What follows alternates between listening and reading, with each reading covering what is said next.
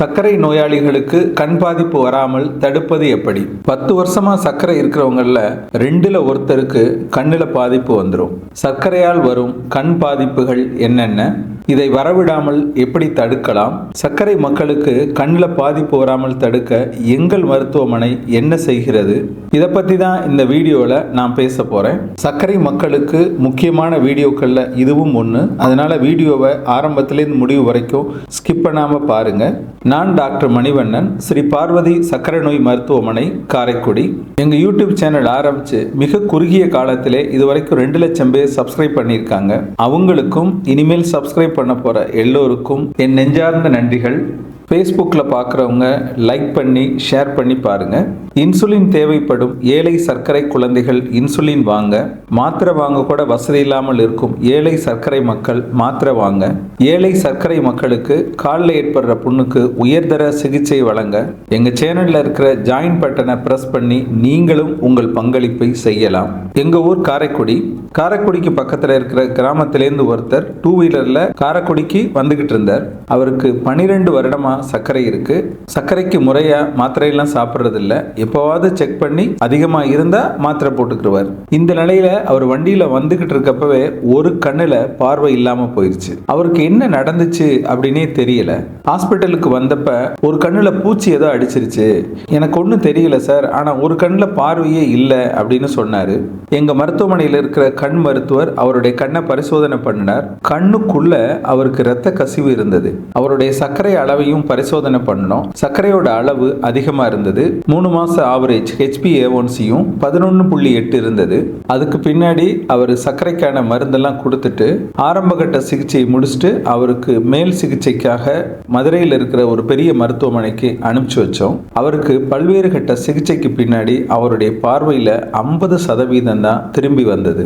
இப்போ அவர் சர்க்கரைக்கு முறையா மாத்திரை சாப்பிட்றாரு, ஆனால் பார்வை 50% தான் இருக்கு. அவருக்கு கண்ணில் என்ன மாதிரி பாதிப்பு வந்தது? இது வரவிடாமல் தடுக்க என்ன செய்யணும்? சர்க்கரை மக்களுக்கு ஏன் இந்த மாதிரி நடக்குது அப்படிங்கிறத பற்றி என்னுடைய 35 வருஷ அனுபவத்தை தொகுத்து நோய்களின் தாய் அப்படின்ற பெயரில் ஒரு புத்தகம் எழுதியிருக்கிறேன்.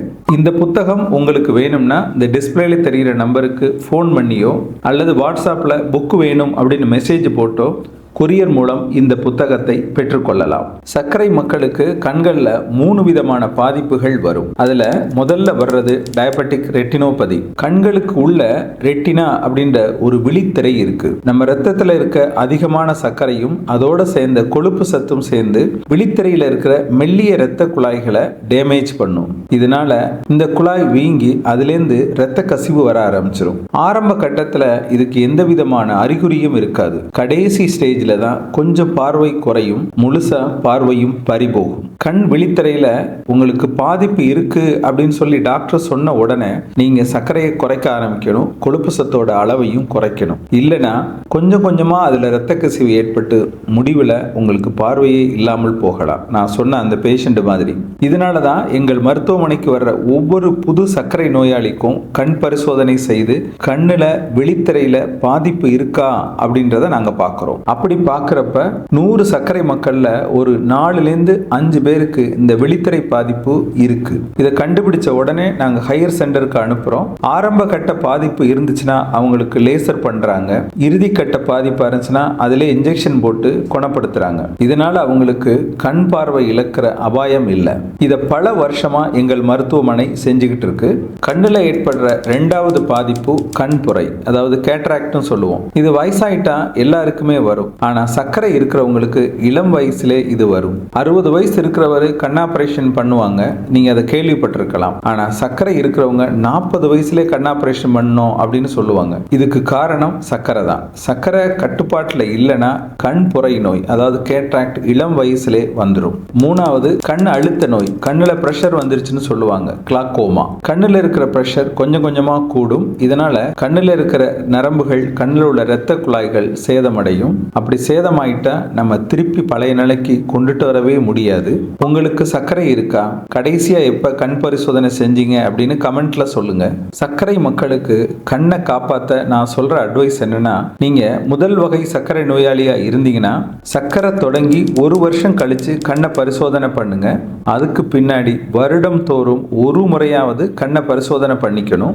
2ஆம் வகை சர்க்கரை நோயாளிகளுக்கு சர்க்கரை இருக்கு அப்படின்னு சொன்ன உடனே கண்ணை பரிசோதனை பண்ணணும். ஏன்னா சர்க்கரை ஒரு சைலண்ட் கில்லர். அறிகுறிகள் தெரியாம பல வருஷம் நம்ம உடம்புக்குள்ள இருந்திருக்கும். அதனால சர்க்கரை கண்டுபிடிச்ச உடனே கண்ணுல பாதிப்பு இருக்கா அப்படின்றத நம்ம பார்க்கணும். பாதிப்பு இருந்தால் அதற்கான சிகிச்சை பண்ணணும். பாதிப்பு இல்லை அப்படின்னு தெரிஞ்சுக்கிட்டா வருடம் ஒரு முறையாவது கண்ணை பரிசோதனை பண்ணிக்கணும். இந்த மாதிரி கண்ணுல பாதிப்பு வராமல் தடுக்க சர்க்கரையோட அளவை கட்டுப்பாட்டில் வைக்கணும். வெறும் வயிற்றில் எடுக்கப்படும் சர்க்கரை 120க்குள்ள இருக்கணும். உணவுக்கு பின் 2 மணி நேரம் கழிச்சு எடுக்கப்படுற சர்க்கரை 180க்குள்ள இருக்கணும். 3 மாசம் ஆவரேஜ், அதாவது HbA1c 7க்குள்ள இருக்கணும். உங்களுக்கு பிரஷர் இருந்தா பிரஷருடைய அளவையும் கட்டுப்பாட்டில் வைக்கணும். 130-90க்குள்ள பிரஷர் இருக்கிற மாதிரி பார்த்துக்கணும். சர்க்கரை மக்கள் கொழுப்பு சத்தையும் பரிசோதனை பண்ணி கொழுப்பு சத்து அதிகமா இருந்தா அதுக்கும் மாத்திரை சாப்பிடணும். புகை பிடிக்கிறதையும் ஆல்கஹால் சாப்பிட்றதையும் அடியோட நிறுத்தணும். உணவு கட்டுப்பாடு, மாத்திரை மருந்து கரெக்டா சாப்பிட்டு 3 மாசத்துக்கு ஒரு தடவை சர்க்கரையை பரிசோதனை செஞ்சு வருஷத்துக்கு ஒரு தடவை உங்க கண்ணையும் பரிசோதனை செஞ்சு பத்திரமா வச்சுக்கிட்டீங்கன்னா கண் நமக்கு மட்டுமல்ல, நமது மரணத்திற்கு பின் கண் தானம் செய்தால் இதே கண்ணு இன்னொருத்தருக்கு கூட பார்வையை தர முடியும். அதற்கு அக்கறை காட்டினால் சர்க்கரை குறையும். உடம்ப பார்த்துக்கோங்க. இந்த வீடியோ பதிவோட முதல் கமெண்ட்ல சர்க்கரை மக்கள் கூழ் குடிக்கலாமா அப்படின்ற வீடியோவும் இருக்கு. அதையும் போய் பார்த்து தெரிஞ்சுக்கோங்க.